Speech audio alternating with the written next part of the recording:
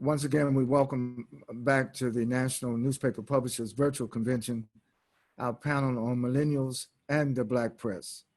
We thank Jeff Boney, distinguished journalist, award-winning journalist from the Houston Forward Times, Lafayette Barnes, associate publisher of the Washington Informer and editor and publisher of The Bridge, Micha Green, who is a distinguished editor of the Washington Afro, and Franklin Chavis, who actually developed and founded Black Millennial Voices.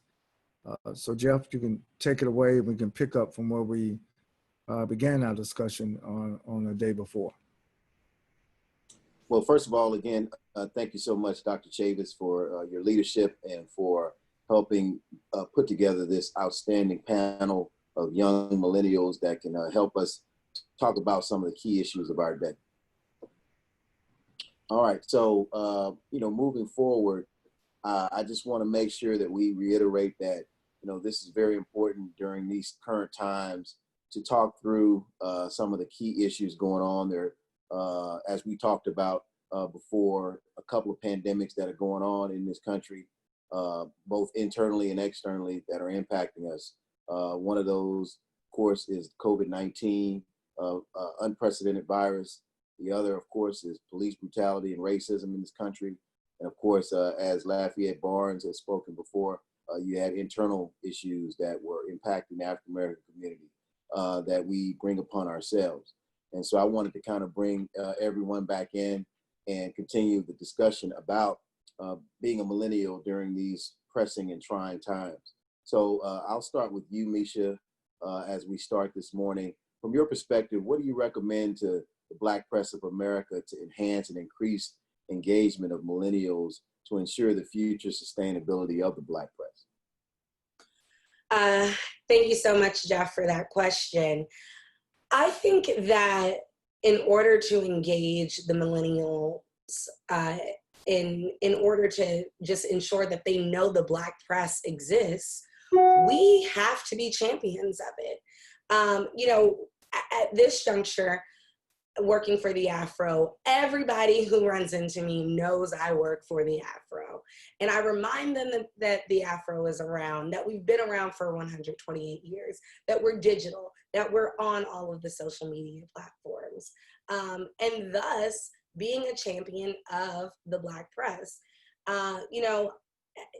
Where we are right now, we're in a really great place because millennials want to support Black businesses and they want their sources of information and news to come from reputable African-American sources. So we're at a really, really wonderful time to be able to capture not only the millennial generation, but the generations under that, as well as those who may have forgotten that in the baby boomer generation and even before, that, hey, the Black press is still around.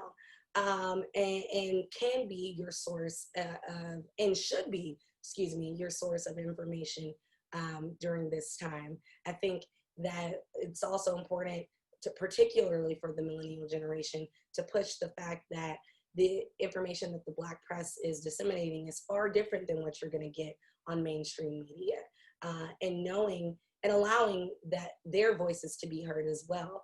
One thing that I learned in working for the Afro is that the way that people got to know about the Afro back in the day, 128 years ago, was because their stories were in the paper. So again, having millennial voices, having contributions and op-eds from millennials, getting them on our digital shows, getting them to share our digital content, and producing information that is critical to them. Okay, Franklin, same question. Okay, I think when Micha got it head on, just to add to what she was saying, we have to be champions of each paper. If you're talking about the Black press, it's a whole bunch of brands, right, compiled into one, which is like Black Press USA. It's all the Black newspapers. And a lot of the time, I feel like a lot of my friends that I go to school with and that I associate with on the regular, they don't really know that there's more than one sort, more than one viable source for Black America. Like Micha said, we have to champion the brand.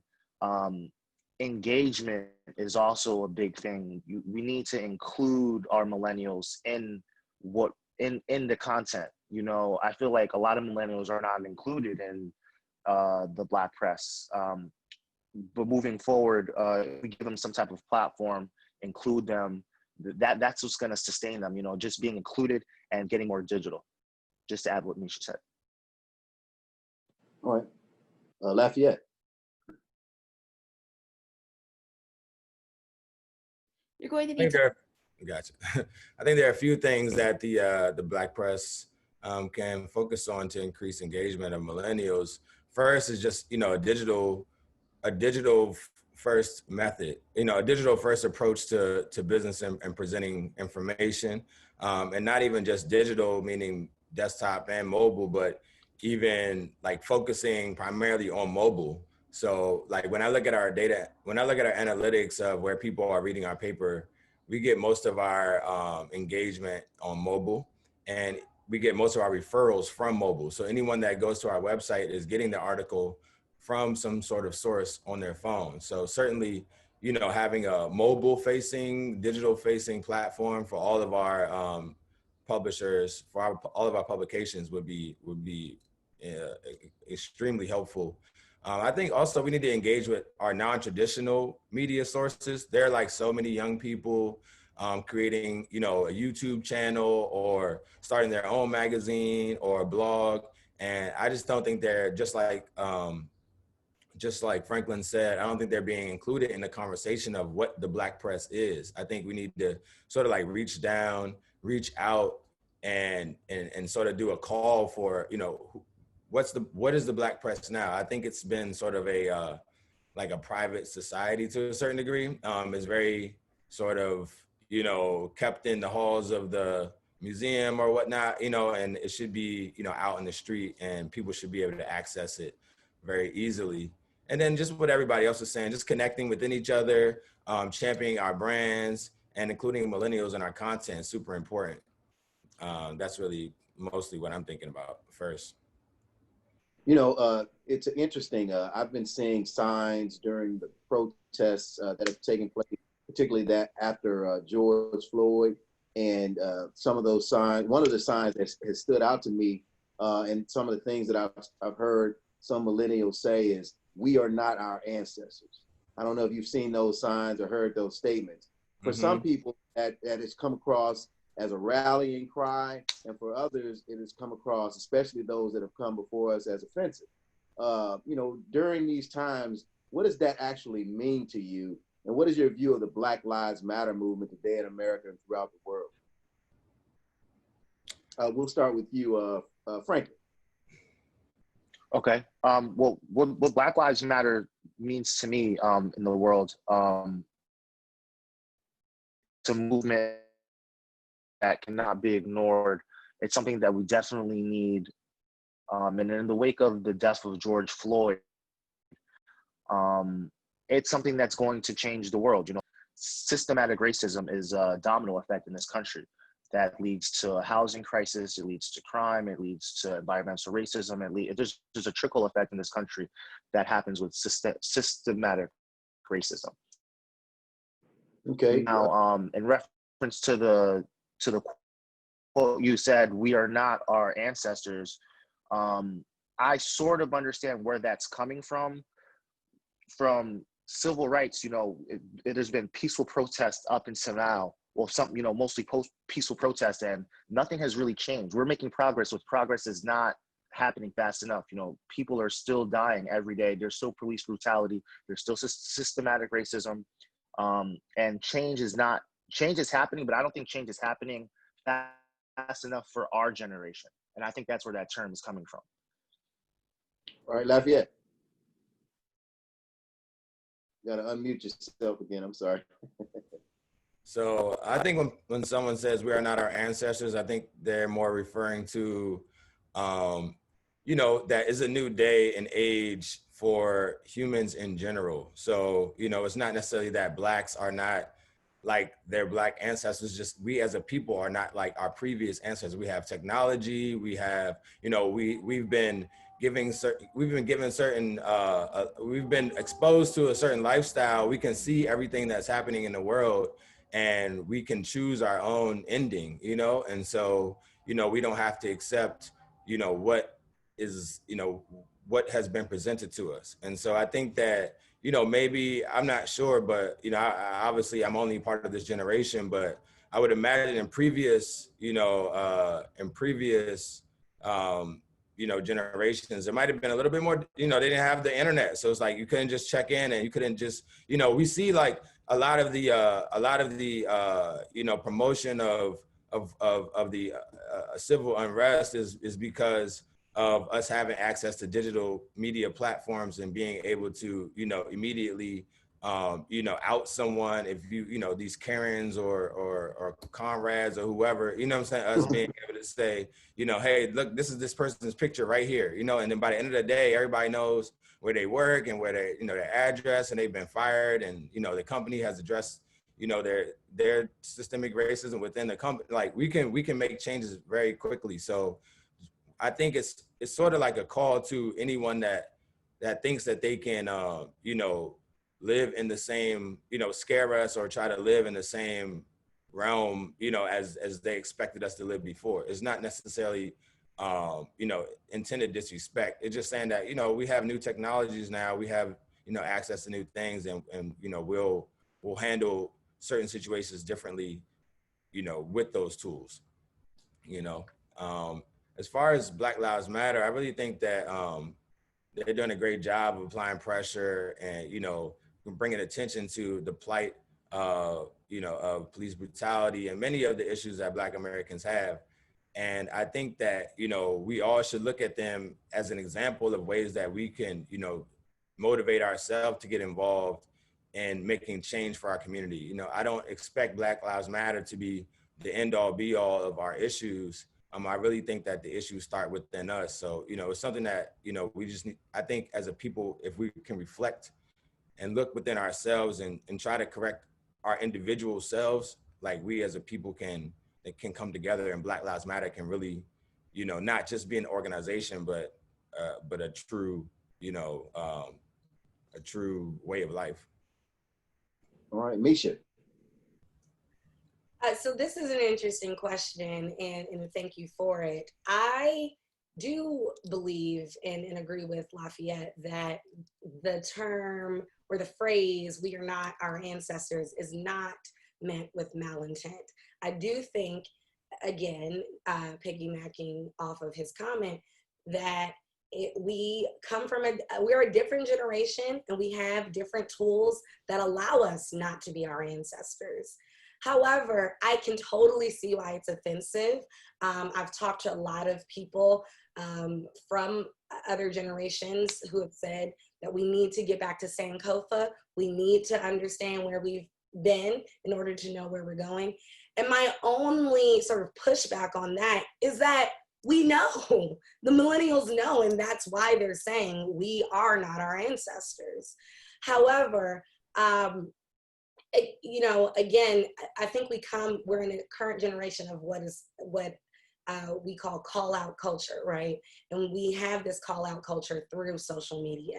And so, you know, while the Sankofa principles are totally in play, I think, with this current revolution, and knowing where we've been, and honoring those leaders who were in the forefront in the 60s, and those leaders who were in the forefront put as abolitionists and things like that.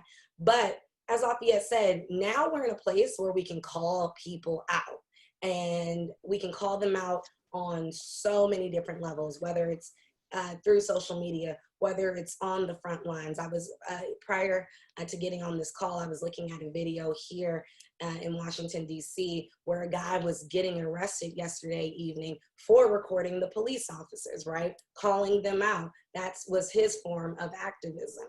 And that just can't, our ancestors didn't have that ability, right? They didn't have the ability to hold a cell phone in their hands and show some of the atrocities that was happening when they were out protesting. So, you know, while the phrase comes off as pretty cocky and sort of is exactly what people critique millennials about, it does come from a place of like, we are really the next level. Not only are we not our ancestors who fought, but now we're taking it to the next level. That said, Black Lives Matter has been, I think, critical in this call out culture. They were calling out people, you know, in 2014 and in 2012, when that wasn't as popular. And they were calling out politicians. They were calling out local leaders who they thought weren't doing everything they could be, as well as the Karens and the Beckys and the Chads of the world. And so right now, not only are they calling people out, but obviously action is key for them. And I love that they're applying pressure. I love that Black Lives Matter is ensuring that their demands are heard, even if not met. That said, because Black Lives Matter is also just a chant and a movement, as much as it is an organization, if not more, this chant and movement, I do encourage people to look at the Black Lives Matter website, the actual organization's website, so you know what the demands are, so you know what that organization is fighting for. Here in Washington, D.C., there are so many different organizations that are on the front lines, but everybody's yelling Black Lives Matter, which I think is great because Black lives do matter. But I do encourage people to look at the actual Black Lives Matter website, not the national one, as well as within your local jurisdictions, to see what are the demands, because they change from place to place and state to state. And I think it really can help put into perspective some of the concerns overall that millennials are currently calling out. So keeping in that same line of conversation, and thank you all so much for your insightful comments. You know, the Black press, of which you all are involved, the Black press of America, whatever the outlet is, whatever the method that you're delivering your content, is extremely important during this day and time. Keeping with that same line of thinking, though, with we are not our ancestors and what that means, you know, of course, when it comes to Black press, there's a different mindset view as to how content should be received and or delivered to this generation and to the entire society as a whole. You know, how do you view the Black press of America today with your involvement as our ancestors? You know, you mentioned, Micha, about how old the Afro is. And of course, we know how old the Washington Informer is and how old the NNPA is as a whole since it was founded. So what's the difference with your involvement as you see it today versus the ancestors? I'll start with you, Micha. So yeah, I want to first start by saying that one of the things that I love about the Afro is that I'm constantly reminded that we have been around for 128 years. And so while we are totally different and we're in a different place than we were 128 years ago, that is always something that stays in the back of my head, to consider that a former slave had the audacity to create a publication for his community. The fact that a former slave had the audacity to do that when so many people could not read, I think is just, you know, mind-blowing and humbling. And as a 28-year-old, really moving and also a charge that I have a responsibility to keep that same legacy going, because I had a totally different experience. I went to Fordham University and University of Maryland to major and to get a master's in journalism. Totally different from what these people experienced 128 years ago. And so it's my responsibility to keep up that legacy.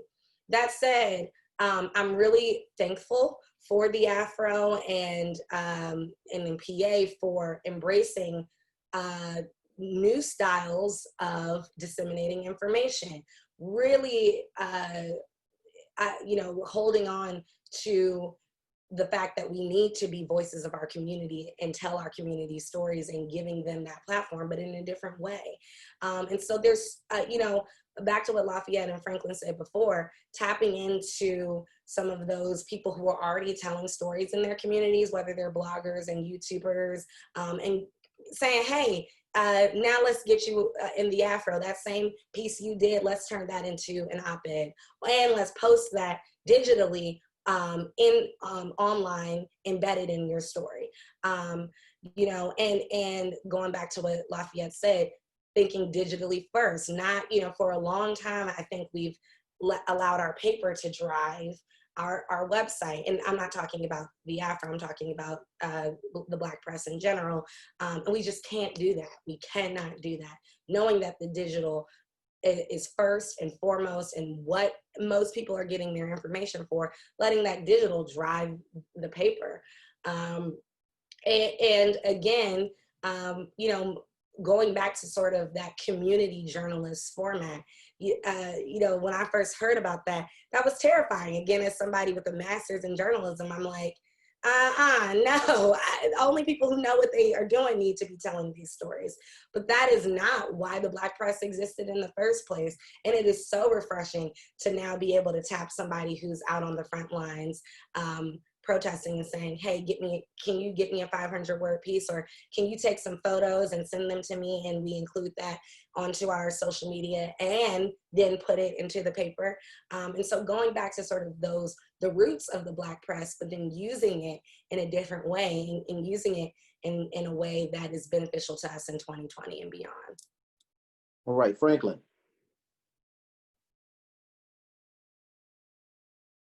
You'll need to come off mute, Franklin. Okay, that was a great, excellent answer from Micha. I just want to piggyback on some of the points that she said. The main reason why the Black press is important to me is because it's a lens that I can understand what's going on in my community. But just to touch on the why I got involved in the Black press, I started Black Millennial Voices, positive Black news and positive personal stories globally. So I came up with the idea because, before George Floyd and before early this year, there was just a ton of Black negative media. And I was like, well, wait a minute, no one's talking about the positive stuff that my friends were doing. And I tried to get involved with op-eds, and there was just a disconnect between the timing, getting it digital. I was just I can just try to do this myself with me and my friends. So that's why I created Black Millennial Voices. There are millennials out there who want to be involved in the Black press that have these positive stories, and they just don't know how. They reach out, there's a time, there's a disconnect sometimes between the older generation and the younger generation. And I'm trying to bridge that gap with my media outlet, Black Millennial Voices, giving the younger generation a platform to work,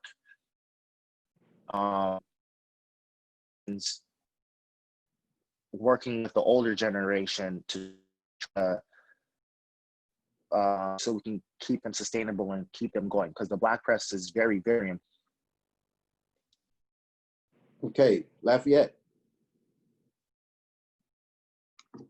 You gotta unmute yourself, sir. Sorry.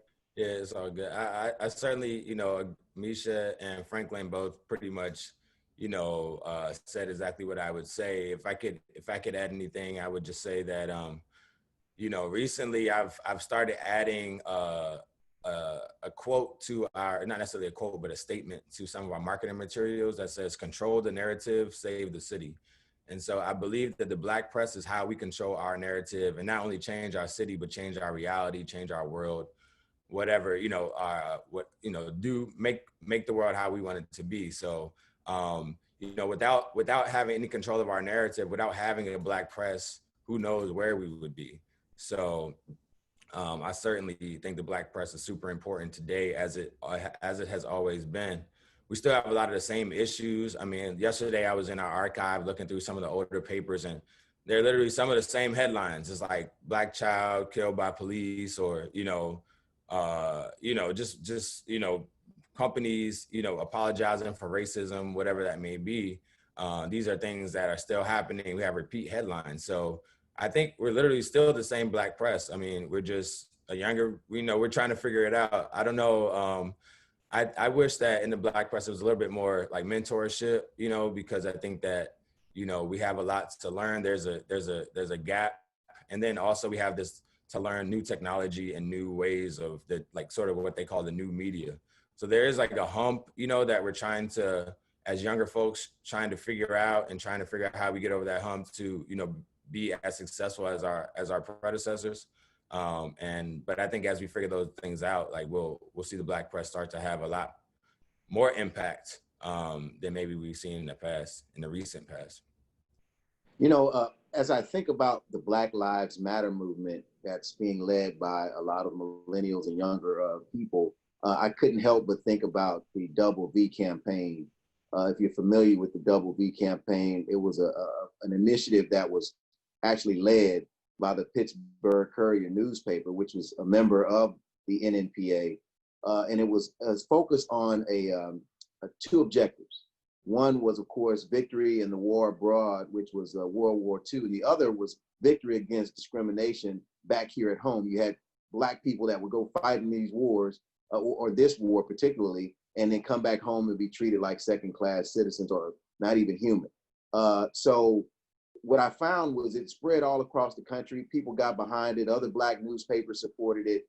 And it became a strong initiative that even got the attention of the President of the United States and people in his cabinet. So Black Lives Matter seemingly is the same type of initiative and movement. Do you believe that the Black press of America should create its own initiative or get behind movements like Black Lives Matter? And if so, how?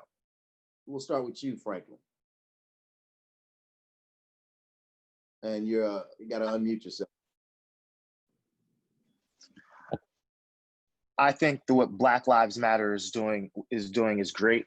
I've been at the protests myself, and if you look at all the organizations, I can say that Black Lives Matter is on the forefront of the protests, and they're the ones who are really making things happen. Now you have these other organizations, not to talk down on them, like the NAACP, like others, that they're not, like, I don't really see yellow jackets on the ground. I just want to speak, without a filter from it. I don't see a whole bunch of yellow jackets and NAACP shirts on the ground. I see people with Black Lives Matter shirts on the ground. Now, I just wanted to say that regarding starting your own initiative, that's cool, but I'd like to see more unity. A lot of people just try to do their own thing. They get it because it's all the right reason. The reason why registration membership is so in organizations. Yes. Hello? Yeah, Can you hear me? it seems like your phone, your signal is breaking up a little bit. So if you could get to a better area, I'm gonna come back to you. We'll go to you, Franklin. Lafayette, and if you could answer that question. Okay. Well, what about now? Can you hear me now? Oh yeah, we can hear you a whole lot better now. Thank you. Okay. All right. Go right ahead. So, Franklin. in reference to Black Lives Matter, I'll just pick up where I left off. The reason why membership, I believe, membership and registration is so low in a lot of these organizations is because there's so many. There's no unity amongst them. If Black Lives Matter and the NAACP and these people over here and those people over there, if they shared the same membership, if they shared some of the same goals, if they shared some of the same sponsorship money that they were getting, there's too many organizations. There needs to be more unity. In the early 1990s, it was the NAACP that was on the forefront. Though you saw a lot of yellow jackets on the ground. They were the ones making changes.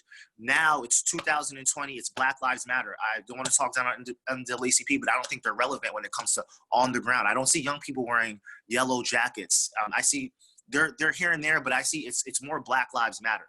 They have the numbers. They're on the forefront. I see them out every night.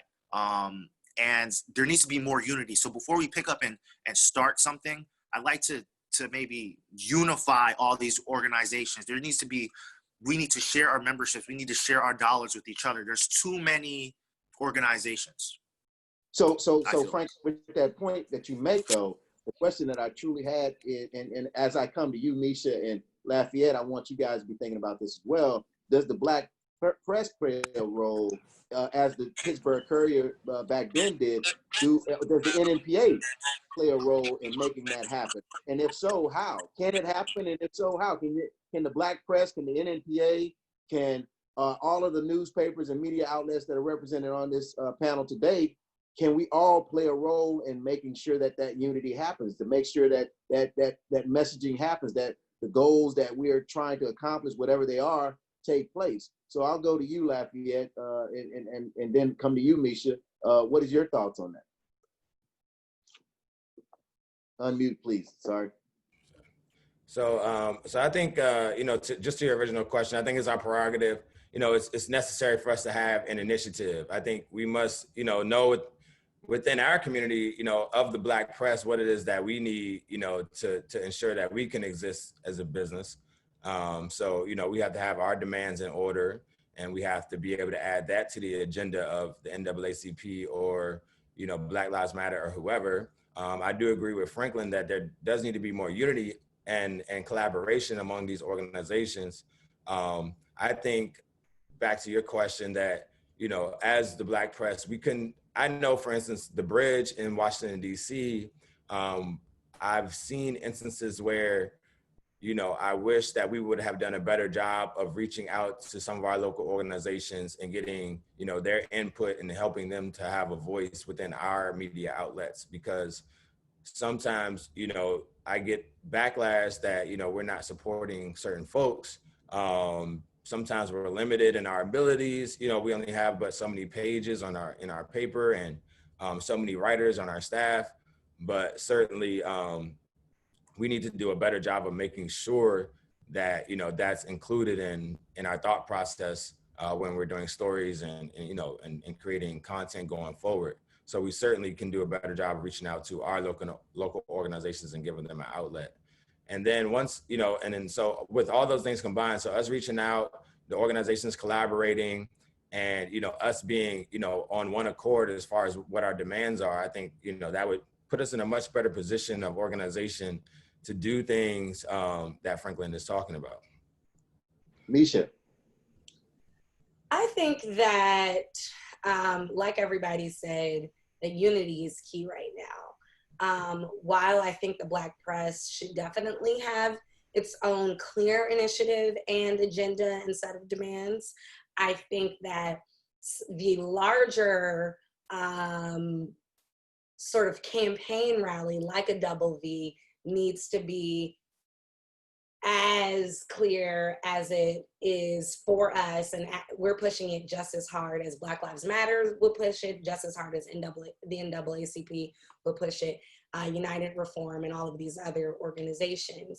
And the reason why I say that is because, again, right now, being on the front lines, covering the front lines, a lot of the critiques that I hear is, well, there's so many different organizations, and you guys want so many different things, and that's because it's been 400 years of systemic racism. Like, that's my quick retort, right? But at the end of the day, who knew that George Floyd would be recorded on camera and this major revolution would start, right? But it would be great to have a campaign that everybody can be on one accord with. Everyone can have that slogan. Everyone can have that picture like the Double V, right? That will not make it look like we're so divided, because right now that's the big critique. And that's been the critique of movements since I've been alive. What the original I won't say original because there have been so many, right? But the sort of 2000 or middle to late 2010s version of the Occupy movement. That was the original critique then, right? That, oh, well, they want so many different things, right? Like they're out there. Some of them are talking about Black lives. Some of them are just talking about like equity in general. Some are fighting for women's rights.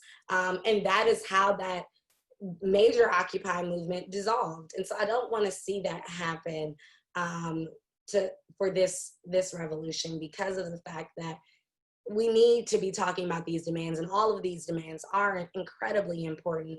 But we have to be on one accord. And so while I think that, you know, if the Black press is pushing voting in 2020, and if that's the big thing we're doing, then that's great, right? Or if we're pushing that Black Lives Matter, that's great. And we should be doing that, and we should be making it very clear that that is something, that an initiative that we're going hard on. However, it would be great to see something as big as Double V that everybody can get on board with. You know, and I acknowledge that that's a difficult thing to do, because how do you get everyone to agree? But that would be, I think, the next step in really making changes in this revolution. Right. And there are some things I might add that all of us, regardless of you know, our newspapers and regardless of our positions in life, can agree on: health equity and health disparity issues to address, impact African Americans, whether you're in California, whether you're in Florida, whether you're in DC, whether you're here in Texas, or wherever you are. So I think there are some things where there can be some unity and synergy, but you know, I think it's important for the NNPA to figure that out. One other question that I have for you all, given that, you know, you guys are such powerful voices in Black press today, let's just assume that now you're the lone voices. You're the lone voices that everybody in the NNPA listens to. Dr. Chavis, the chair, Karen Carter Richards, and everybody that is with NNPA that are member publishers. You know, they're listening to you. Outside of getting more involved digitally, how else can the NNPA and these member publishers incorporate young people, young millennials, into the Black press today? Start with you, Lafayette. Unmute. I'm sorry. I think that's a very great question. I think there are many answers to that. You know, I think I took a course called user experience design, and in that course, instead of coming out with a solution up front, I'd rather, you know, a better approach I've learned is to do research to figure out a solution. So it would be great if the Black press, you know, the NNPA was to, you know, champion some type of, you know, survey or some type of research amongst Black millennials of color, you know, to figure out what the needs are within the press of millennials and how they can interact with millennials. You know, I mean, asking the three of us, is a great, you know, start, but really there should just be a great outreach campaign to millennials, to draw millennials in. Like I said, there are many YouTubers and bloggers and, you know, aspiring, you know, photographers, videographers, not even aspiring, like astounding and, you know, accomplishing artists out here that would love to get involved in the Black press and, you know, are yearning for a place of acceptance for their work and their expertise. So I think just, you know, if the NNPA was to do a major outreach campaign toward millennials, it would be, you know, super helpful, and having that group of millennials at their fingertips would allow, you know, us to be a little bit, you know, more nimble and connected to the community that, you know, seems to be so disconnected right now. Interesting. Okay, Micha. I totally agree with Lafayette. I think that getting more millennials just in the room is the first step, because right now, you know, not having the millennials in the room, there are so many issues and challenges can come from that. But also, I think the benefit of having them is that, you know, you hire a graphic designer to do one thing, and then they are able to see, well, this is how you can also elevate your website, your social media, your all of your digital news. Why don't we create a little intro for you here, and things like that. And so I think it's bringing these different generations in the room. And even, I mean, right, millennials are, we're at the point of, you know, sort of getting in the older side. The older millennials are close to 40 right now, right? And so Be careful when you start talking about older side now. I said older side, right? Older side. But, I got a little gray here. I understand. I'm loving it. I love it. You know, let's not talk about it. Look, I have not been able to dye my edges during this time. Okay, there's some grays up in here as well. but I mean, realistically, you know,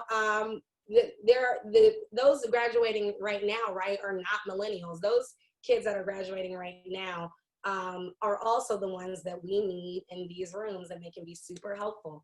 But I also think it's a matter of us taking a step back and looking at our competition. So while the Black press is the Black press is the Black press, and we should totally honor that, and that we are not mainstream media, we have to know that our website needs to look as good as the ABCs and the CNNs and the Foxes, because that's where people will go to just off of aesthetic, right? Millennials are totally based off of, like, do I like the look of what I'm reading? Do I like the look of the interview that I'm watching? So, I think it also is a moment of us saying, keeping up with the competition, knowing how trends are constantly changing, right? You know, when I first came on to the Afro, my background was broadcast journalism, and I was doing a lot of packages for the Afro. And then, you know, I went to a training in January and February through Facebook, and I'm looking at the kind of work that's being done at these larger mainstream organizations that I learned how to do packages from 5 years ago. And that's not at all the kind of news that they're doing anymore on the digital front. And there's text on their screens, and everything is able to be digested mobily and silently, right? Because right now nobody's working in the office, but before, you know, you might want to see that great news video, but have to watch it on silent. And so thus you have to have wonderful graphics and text on screen and charts and things like that. And so we just got to keep up with the trends and then see how it works for us. And so that would be my only addition, as to, let's get some more millennials in the place. Let's get some Generation Xers in the house. We need them, and what they have to offer is so useful. And right. so, last thing, just because this is something that I think has been so key for me in my development, and something that Lafayette mentioned earlier, is the need for mentorship. That mentorship is something that we cannot forget about, because you know, I've heard these amazing stories talking to Dr. Chavis, or talking to our publisher, Reverend Dr. Francis Tony Draper, or talking to other publishers who have said great stories about those publishers that came before them, or have told us great stories about conventions that, you know, really you know, changed their purview, and how they were able to go about their not only covering news and delivering news, but just their lives in general. And I think that we need more of that. I want not only the stories, but I want to be able to tell my own later. And I think the mentorship would be wonderful. Okay, Franklin. You'll need to come off mute. Okay, the first two answers were really great. I just want to add a few points. It all comes with involvement. You have to involve the millennials. I hate to say this, but there should be there should be more millennials on this call having this discussion with us, because I don't think all three of us should be speaking, you know, for a whole generation of people.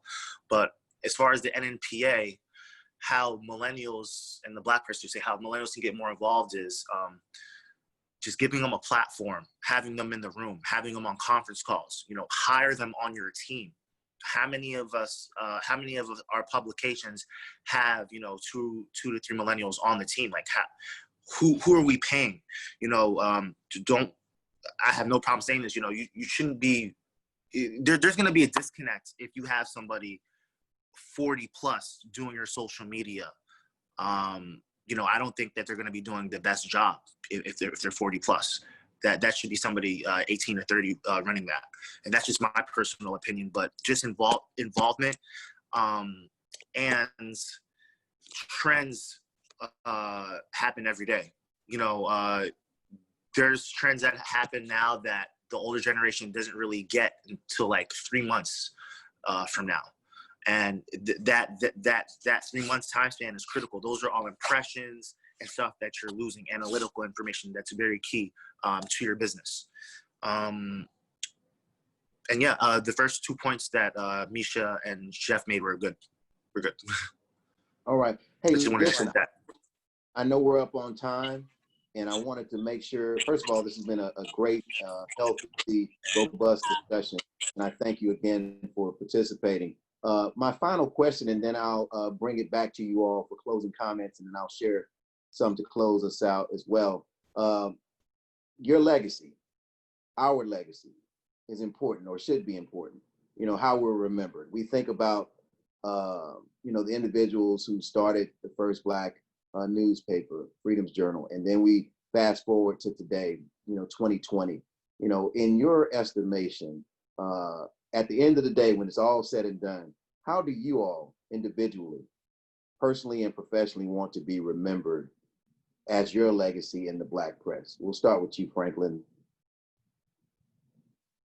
Come off mute. I just started my work this year in the Black press in January with my publication, but I certainly do want to be remembered. I have some big shoes to fill. It's something that I deal with every day, and you know, I work on different things. I'm working on music, I'm working on films, I'm working with the Black press, working with my father.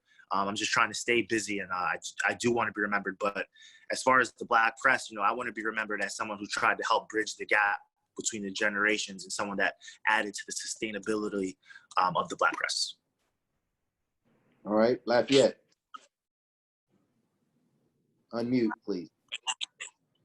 Yeah, I'm right there with Franklin. I mean, it's huge shoes to fill. All of our, you know, previous publishers are not just business owners and publishers, but also civil rights leaders and community organizers and the aunts and uncles of every, you know, every young person in the community. So it's certainly a lot of shoes to fill.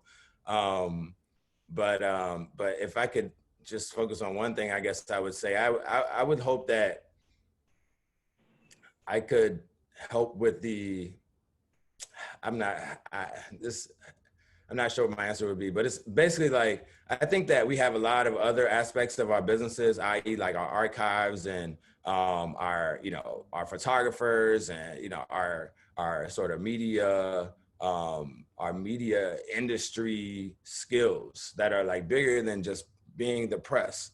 And so I would like to see, you know, some of our businesses expand outside of, you know, our traditional role in the press. You know, let's get into film, let's get into curriculum, like let's really make media content that can be shared globally on all the scales. You know, we already have, we are all media hubs and houses. You know, we are all production facilities.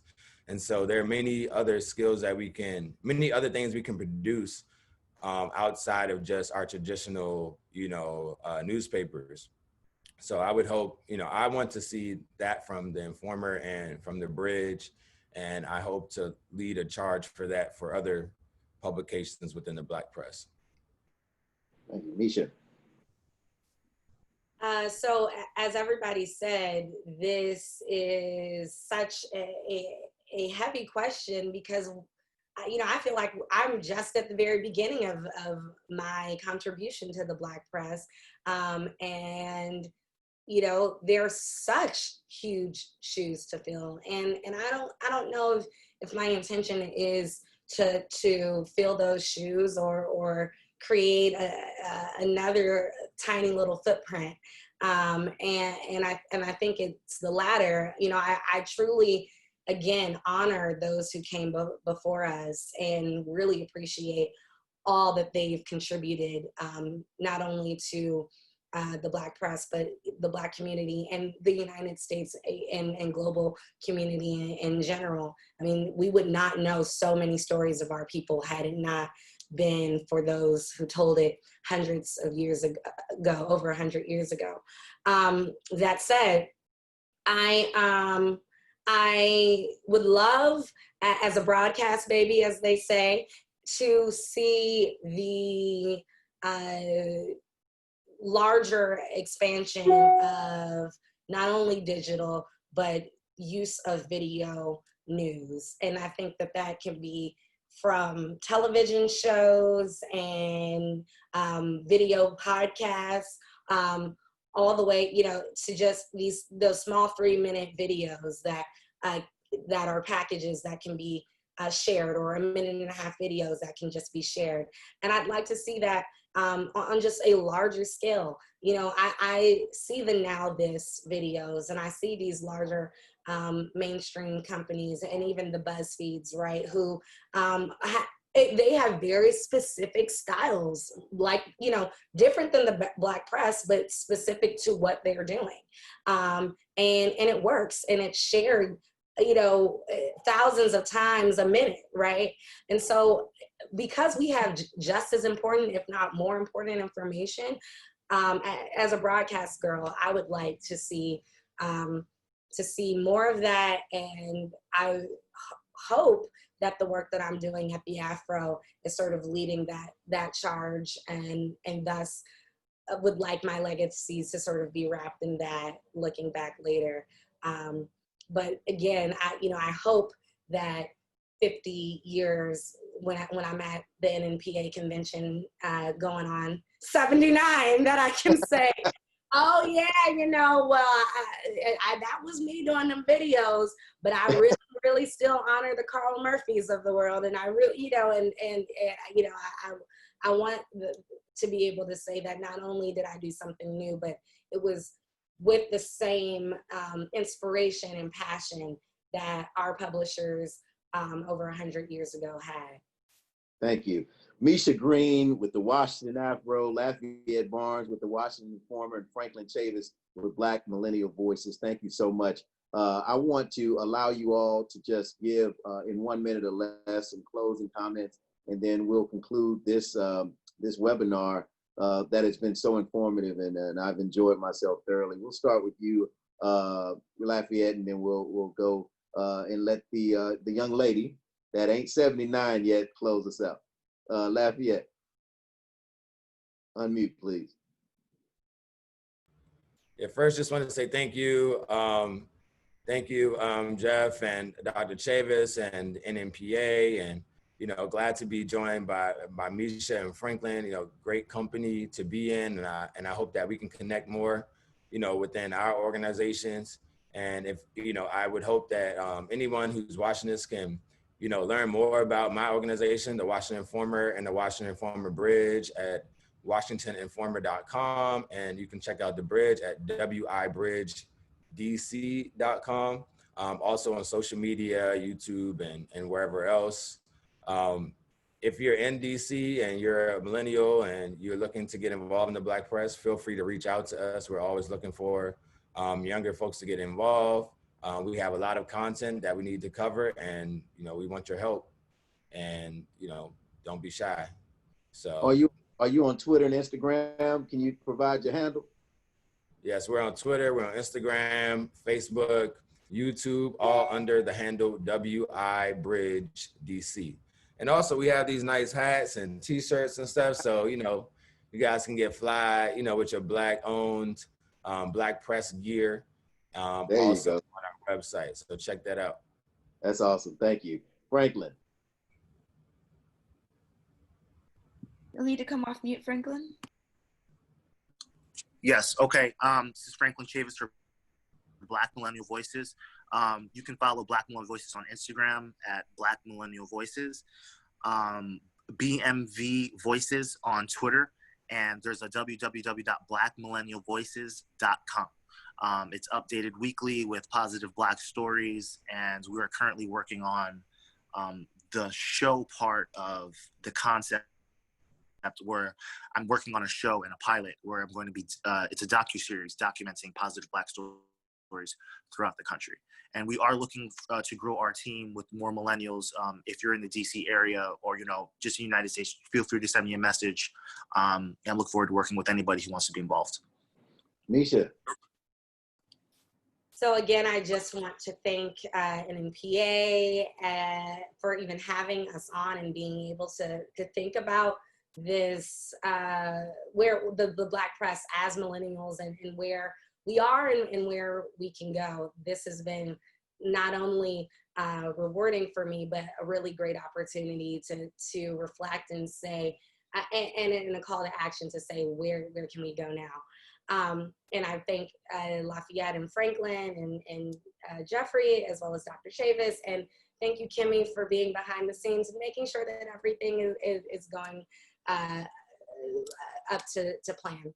That said, as everyone else said, support the Afro in many ways. You can obviously follow us on our social media platforms at Afro News on Twitter and Instagram. We just got a TikTok as well. And we are on Facebook at Afro American Newspapers. You can also go to www.afro.com, where you can become a subscriber instantly to our website, and or get the hard copy paper, and I suggest both because that's great. I also encourage any young people, millennials and younger, to get involved. I had my goddaughter, who's 11, do some fun videos for us. And let's just say she helped us raise a little money during this pandemic, as well as get some information to those who are following the Black press. And it was so refreshing to see such a young person care about what we're doing. And she's 11, but what she was telling me is that even younger people can be sources, what I called her our youth contributor, right? And they can be on the streets as well and talking to their peers and expressing their concerns and challenges. So I really encourage young people of all ages to reach out to us, and we have a space for you at the Afro for sure. And again, thank you for allowing us to do this today. Oh, no problem. All right. I also want to thank Dr. Benjamin Chavis, NNPA president, of course, is the chair, Karen Carter Richards. Of course, you can follow me. I am the associate editor at the historic Houston Forward Times newspaper, celebrating 60 years this year. Never missed a week of print in the history of our newspaper. And so excited about our ability to connect and be able to inform, educate, and empower our readers and the community as a whole. You can follow us, of course, at Forward Times on Instagram, on Twitter, and of course, we are at Forward Times on Facebook. You can follow me, Jeffrey L. Boney, at Real Talk Junkies. And of course, I want to encourage you to go to our website, www.forwardtimes.com, in order to review our content. And of course, don't forget about Black Press USA and the National Newspaper Publishers Association. Black press is so important. If ever there was a time for American citizens to show more care and concern for Black folks, particularly those being targeted because of their race and even being murdered, like George Floyd, Ahmaud Arbery, and others, then the care and that concern that they give to animals, that they give to especially dogs and cats, the right to bear arms and have their Second Amendment rights enforced, the economy by opening up or reopening these states early when the COVID-19 virus has shown that it's negatively impacted people, particularly people of color, having the freedom to roam the streets in the midst of that pandemic, or anything else that is cherished more than the lives of Black people. I believe that that time is now, and the Black press must continue to be a voice of those voiceless people, a voice for those that need advocacy.